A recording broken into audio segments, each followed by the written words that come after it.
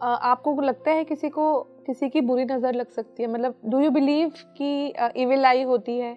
आप किससे पूछ रहे हो? मैं आपसे पूछ रही हूँ। बिल्कुल होती है, बुरी नजर होती है, अच्छी अगर नजर होती है तो मतलब उसको कैसे खुद को बचा के रखा जा सकता है और उसका काट क्या है? देखो, अच्छी नजर भी होती है, बुरी नजर भी होती है, जेलसी भी होती है। हाँ। और जब कोई सक्सेस कर रहा होता है, अपनी लाइफ में सक्सेसफुल हो रहा होता है, तो उसको देख के कितने लोग हैप्पी हो रहे हैं। सही बात है। आप खुद हैप्पी हो रहे हो, आपके फैमिली मेंबर्स, क्लोज फ्रेंड्स, उसके अलावा तो सब लोगों को बुरा ही लग रहा है, तो नजर तो लगेगी। इसीलिए बोलते हैं जब तक कोई काम पूरा नहीं हो जाता तो आप मत बताओ, उसका ढिंडोरा मत पीटो। अच्छा, लेकिन ऐसा होता है? ऐसा मतलब ये चीजें सही है कि हमको जब तक कोई काम पूरा ना हो जाए तब तक बताना नहीं चाहिए? बिल्कुल नहीं, तो आप तो होता देखो नहीं है सोशल वो। मीडिया पे तो हम सारी चीजों का अपडेट नहीं, डालते मुझे हैं तो आजकल। खैर वहम होता है इस चीज से, मैं तो नहीं बताती हूँ, लेकिन मुझे लगता है कि मेरा वहम है। सी देखिए, एनर्जी जो है ना वो बहुत रियल है, ठीक है। जब आप एक नॉर्मल खड़े हुए हैं सड़क पे, ठीक है, आपका मूड बहुत अपसेट है, mandir in a way is therapy. It is not a substitute of therapy, but in a way it is therapy. आप मंदिर के अंदर जाते हैं, अपना अच्छे भाव से जाते हैं, मर्डर करने के किसी को तो भाव से नहीं जाएगा कोई मंदिर में, है ना।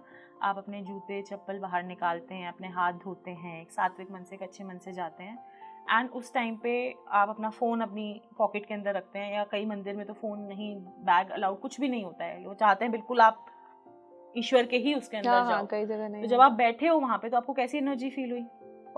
पॉजिटिव, शांत, बाकी बातों में मन नहीं है, खाने में मन नहीं है, जस्ट आप ईश्वर की एनर्जी के अंदर हो, तो आपको वो एनर्जी फील हुई ना, है ना। इसी तरीके से जब आप किसी ग्रेवयार्ड में जाओ, है ना, या किसी की डेथ के बारे में आपको पता चले, या आपके घर में कोई बुरी न्यूज़ आए, है ना, या फिर आपको पता चले कि ये कार का ये हो गया, या आप रास्ते में ड्राइव करते हुए जा रहे हो, आप किसी का कार एक्सीडेंट देख लो, तो आपको कैसी एनर्जी फील होगी? नेगेटिव। एनर्जी इज तो वेरी वेरी रियल, एंड हम एनर्जी को इमोशंस के फॉर्म में फील करते हैं। अब आपको हर कोई हमारी खुशी में हैप्पी नहीं होता है, ये तो जाहिर सी बात है। तो when we share about our happiness to a certain people in our life and they don't feel happy, they like इसको कैसे मिल गया, इसको कैसे मिल गया। बड़ी पॉडकास्ट में जा रही है ये तो आजकल। इसका तो यही हुआ जा रहा है, इसका तो यही हुआ जा रहा है। उसके पीछे की मेहनत को कोई नहीं देखेगा, तो उसको क्या दिखा? रिजल्ट दिखा, उसका आउटपुट दिखा, एंड उसके बाद दे स्टार्ट सेइंग रिपीटेड, कैसे हो गया, कैसे हो गया, कैसे हो गया, कैसे हो गया। अब हम मंत्र चैंटिंग कैसे करते हैं? ओम नमः शिवाय, ओम नमः शिवाय, ओम। जैसे हम ओम नमः शिवाय की चैंटिंग कर रहे हैं, वो कह रहे हैं कैसे हो गया, कैसे हो गया, कैसे हो गया। तो जैसे वो भी एक मंत्र जप रहे हैं, स्पेल, इसको बोलते हैं स्पेल्स, ठीक है, स्पेलिंग, स्पेल। तो वो एक तरीके से स्पेल पढ़ रहे हैं आपके लिए, नोइंगली और अननोइंगली, कि इसका ये जो काम है स्टॉप हो जाए, and that actually reflects with in you.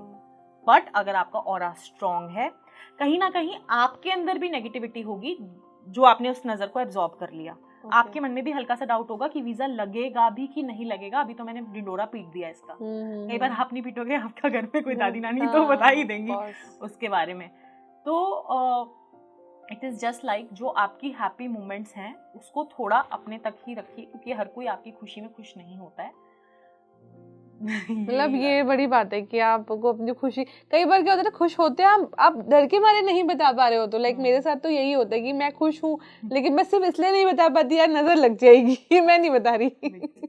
तो इट्स फॉर रियल, ये ऐसा होता है। तो जो नजर लगाने वाला लाइक पर्टिकुलर कोई इंसान है या कोई एनर्जी है, या वो भी इतनी पावरफुल होनी चाहिए। मैंने बोला ना आपको, हम सबके अंदर, जैसे आपने पूछा था आकाशिक हर कोई सीख सकता है क्या, तो हम सबके अंदर साइकिक एबिलिटीज हैं, हम सबके अंदर हैं। कई बार आप देखना, चाहे आप अपने घर में पूछ लेना अपने मम्मा वगैरह से, किसी से, जब वो कीर्तन वगैरह में भी जाते हैं, जबकि कीर्तन में भगवान का भाव लेके लोग जा रहे हैं, वहाँ पे भी कुछ आंटी ऐसे ही देख रही होंगी, ये क्या कौन से सूट पहन कर आई है, इसने अपनी अंगूठी बदल ली है, तो उनकी आईज कैसे होंगी उस टाइम पे, ऊपर से नीचे, दे आर स्टॉकिंग यू। तो उनकी एनर्जी कैसी हुई? एक भक्तिमय भाव के अंदर भी आके उनकी एकदम वो लो वाइब्रेशंस पे हैं उस पॉइंट ऑफ टाइम पे। वाइब्रेशंस मैटर करती हैं आपकी। मतलब आपका जो दूसरा, अच्छा इसमें भी एक पॉइंट है कि अगर सामने वाले का ऑरा स्ट्रांग है तो आपकी वो वाइब्रेशन उसे इफेक्ट नहीं कर पाएगी। यस, तो इसके लिए आपको अपना ऑरा ही स्ट्रांग करना पड़ेगा।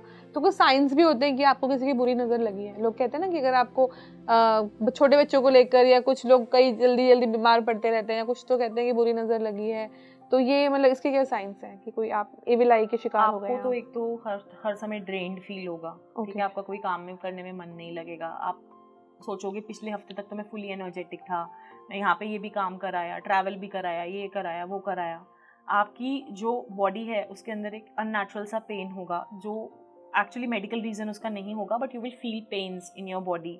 अपार्ट फ्रॉम इट आपकी स्किन ड्राई होने लग जाएगी, आपकी बॉडी डिहाइड्रेटेड हो जाएगी, एंड देन आपको एक हैवीनेस फील होगी आपके हेड के अराउंड. ठीक है. And most common thing of evil I and नजर, वो तो जब आपका काम नहीं हो रहा या ऑल ऑफ अ सडन आपको लगता है ऑलमोस्ट मेरा ये काम हो गया था लेकिन अब नहीं हो पा रहा, दैट इज स्टक हो गया है आपका ये काम. तो सबसे बड़ा रीजन इविल आई का होता है. और कई बार जैसे बच्चों की बात करूं या कुछ एक एज या फिर कुछ 20s में जो यंग जनरेशन होती है उनकी बात करें तो उनका भी थोड़ा हेल्थ डिटेरियोरेट होने शुरू हो जाता है, उनका हेल्थ का इशू आ जाता है, बेसिकली दिखाता है उनको कोई इमोशंस नहीं मिलते हैं, ऐसा कुछ भी होता है. देखिए सारी चीज़ों पर नज़र पे हम दोष नहीं डाल सकते. मोमोज, पिज्ज़ा, बर्गर, हम सब लोग पता नहीं क्या क्या खाते हैं, एंड उसके बाद हमारा पेट खराब हो जाता है, हम बोलते हैं नजर लग गई है. नजर को भी सारा दोष नहीं देना चाहिए, नजर को सारा दोष हम नहीं दे सकते, ऑब्वियस सी बात है. लेकिन अगर हम सब कुछ अच्छा करते हुए भी, अच्छा रूटीन, लाइफस्टाइल सब कुछ अच्छा फॉलो कर रहे हैं, उसके बाद भी अगर हमें, बट हाँ कई बार ये है when you are in the lower vibrations यानी कि जब आप नज़र वाली वाइब्रेशंस के अंदर हो, आपको ना बहुत या तो बिल्कुल भूख लगनी बंद हो जाएगी या फिर आपको एक्सट्रीमली क्रेजी भूख लगेगी. आपको ऐसा लगेगा कि सारा जंक आप खा लो, अनहेल्दी आप खाना खा लो, है ना. आपका अलग अलग तरीके का, जैसे किसी भी, जैसे अल्कोहल कंजम्पशन है किसी का, वो बहुत ज़्यादा बढ़ जाएगा, तो वो अपनी वाइब्रेशन को और लो में वो इंसान लेता चला जाएगा, एंड उसका अपने ऊपर कोई कंट्रोल नहीं रहेगा. अच्छा. हाँ. तो उसको कैसे हम हटा सकते हैं, इसका काट क्या होता है?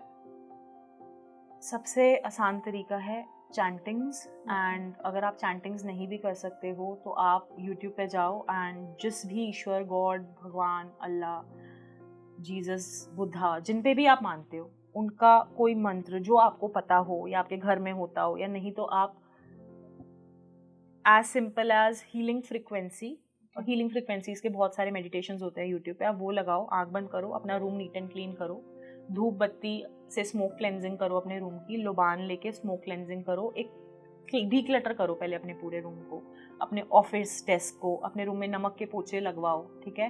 एंड उसके बाद अपने जो भी आपने, जैसे फॉर एग्जांपल क्रिस्टल्स वगैरह कुछ भी या किसी भी तरीके का ज्वेलरी पहना हुआ है, सबको निकाल के नमक के पानी से आप धो लो.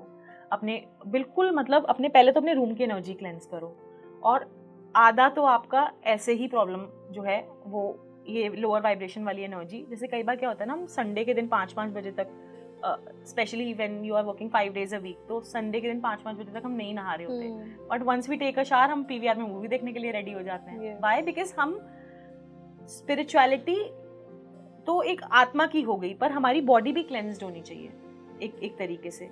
तो जब आप ये सारी वाइब्रेशनल शिफ्ट करते हो एंड मेडिटेटिव ओम चैंटिंग करिए या जो भी आप उस टाइम पे कर सकते हैं, आपकी वाइब्रेशंस में इंस्टेंट शिफ्ट होगा.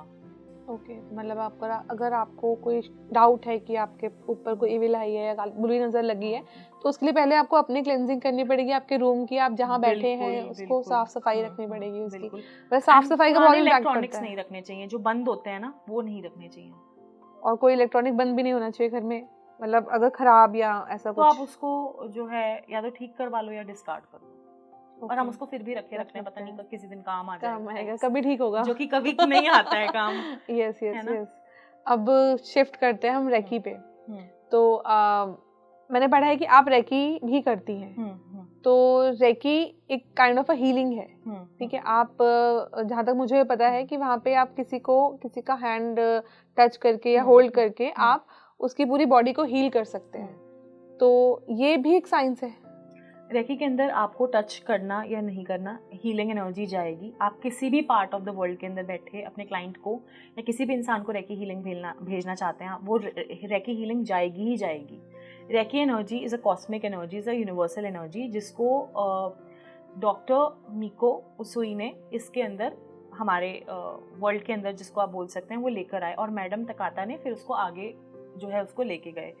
एंड रेकी के अंदर ना लीनिएज होती है. जैसे कि ये मेरा बहुत इंपॉर्टेंट बात है मेरे को, इससे पहले कि मैं रेकी के बारे में बताऊं, जैसे फॉर एग्जांपल कि अगर मैं रेकी हीलिंग कर रही हूं तो सबसे पहले मैं डॉक्टर मिको उसुई, मैडम तकाता एंड उसके बाद लीजा पावर्स जो मेरी रेकी की एक गुरु हैं, फिर जो मेरी रेकी की सेकंड गुरु हैं शिवानी मैम, और फिर मैं रेकी हीलिंग शुरू करूँगी। तो रेकी की जो एनर्जी है ना वो गुरु को बहुत ज़्यादा इम्पोर्टेंस देती है आपकी लाइफ के अंदर, और ये है ब्रह्मांड की शक्ति, कॉस्मिक एनर्जी।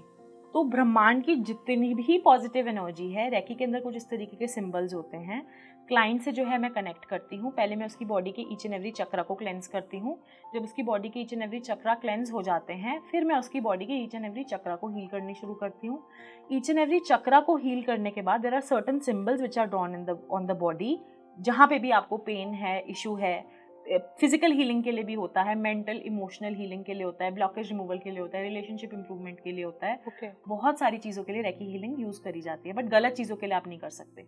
जैसे कि आप सोच लो कि मैं इन दोनों का डिवोर्स कराना चाहती हूँ, तो उसके लिए आप सोचो कि मैं रेकी हीलिंग, ऐसे भी क्लाइंट्स अप्रोच करते हैं कि इन दोनों का डिवोर्स करा दो रेकी हीलिंग से। ऐसा नहीं होता। Healing is a word in itself, is to heal. Already वो एक पॉजिटिव वर्ड है, तो उसमें आप पे भी जो हील कर रहा है, जो रेकी कर रहा है, उस पे भी कुछ इम्पैक्ट आता है? हाँ, आपको उस टाइम पे ड्रेन्ड फील होता है ना, एंड देन अगेन फिर आप अपने क्लाइंट की जब आपने हीलिंग कर दी उसकी, अब आप let me give a very simple example. अगर आप एक सैलून में गए हैं, मसाज करवाने अपनी गए हैं, तो आप बहुत टायर्ड हैं उस टाइम पे, है ना, आपकी बॉडी दर्द हो रही है, कमर दर्द हो रही है, ठीक है, एंड जैसे ही आप वहाँ पे लेटते हैं, एक हीलिंग म्यूजिक लगा रखा है उन्होंने, है ना, पानी की हल्की आवाज आ रही है, अरोमा अच्छा है, आप वहाँ पे लेटते हो, आपकी फिजिकल बॉडी में तो पेन हो ही रहा है उसके साथ साथ, लेकिन आप हमेशा नोट करना, जब जो अच्छी जगह होती हैं इस तरीके से, एज इन काफ़ी प्रोफेशनल वाली जगहों की मैं बात कर रही हूँ, तो वहाँ पे एक म्यूजिक, एक एनवायरनमेंट, प्लांट्स, आप हर चीज़ को देख के ना आपको डीक्लटर्ड फील होगा। किसी भी चीज़ से आपको ना क्लटरिंग नहीं फील होगा। एक उन्होंने आपकी बॉडी को हील करा। जो मसाज आपकी कर रही है ना लेडी, वो उस टाइम पे आपको 1 घंटा तक उसने आपकी मसाज करी, मेल फीमेल जिसने भी करी, आप बहुत रीजनरेटेड फील कर रहे हैं। आपने शावर लिया, नेगेटिव एनर्जी क्लेंज हुई, आप चले गए, you are fully healed. But उसने आपको टच करा, उसने आपके एक सो वो टायर्ड हुई ना उस टाइम पे, सिमिलरली वो एक फिजिकल फॉर्म में टायर्ड हुई।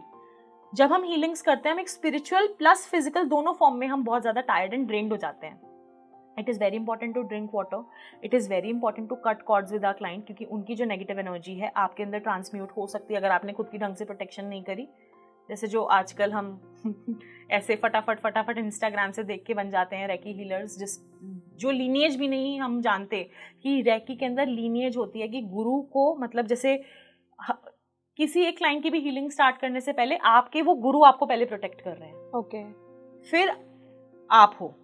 तो जितनी बार भी मैं हीलिंग कर रही हूँ, तो पहले मेरे गुरु मेरे को प्रोटेक्ट कर रहे हैं जितने भी हैं, उसके बाद मेरे क्लाइंट को हीलिंग कर रही है। तो my gurus are shielding me and protected. अगर ऐसा नहीं हुआ तो फिर वो आपके ऊपर ही नेगेटिव इम्पैक्ट आएगा, उसका नेगेटिव इम्पैक्ट, जो उनकी एनर्जी रिलीज हो रही है वो आपके ऊपर भी आ सकती है। आएगा। अगर आप अपने किसी हीलिंग को ढंग से नहीं करोगे, या उसकी डिटेल्स आपको नहीं पता हैं, और आप अपने कॉर्ड्स कट नहीं करोगे, आप खुद इमोशनली इतने डैमेज्ड हो, आप खुद मेडिटेशंस नहीं करते, then you can't pour from an empty cup. अब इसमें से मैं पानी उसमें नहीं डाल सकती। और तो इसका मतलब ये कि जो किसी को हील कर रहा है, या जो साइकिक है, जो मीडियम है, उसे खुद अपने ऊपर बहुत वर्क करना पड़ता है कि वो किसी दूसरे की हेल्प कर पाए। Absolutely, it's not easy, it's not that easy जो हमें लगता है कि नहीं, इट्स वेरी, तो कोई जादू है या मिरेकल है या कोई सिक्स सेंस है। It's one of the most painful and draining profession in a way. Respecting to all my soldier brothers and everyone doing really tough duties, hospitals में हर जगह, मतलब they are very very tough jobs, but really this is also not easy. Really this no comparison with doctor. मैं कोई please ऐसे मत बोलना, मैं comparison कर रही हूँ, बिल्कुल respect to all the professions, but ये भी एक आसान profession नहीं है. बट क्योंकि इसके अंदर इतने लोग चीट करते हैं और अंधविश्वासी भी फैलाते हैं, इसीलिए लोगों को, जेन्युइन लोगों पे भी फिर वो नहीं होता, विश्वास नहीं होता.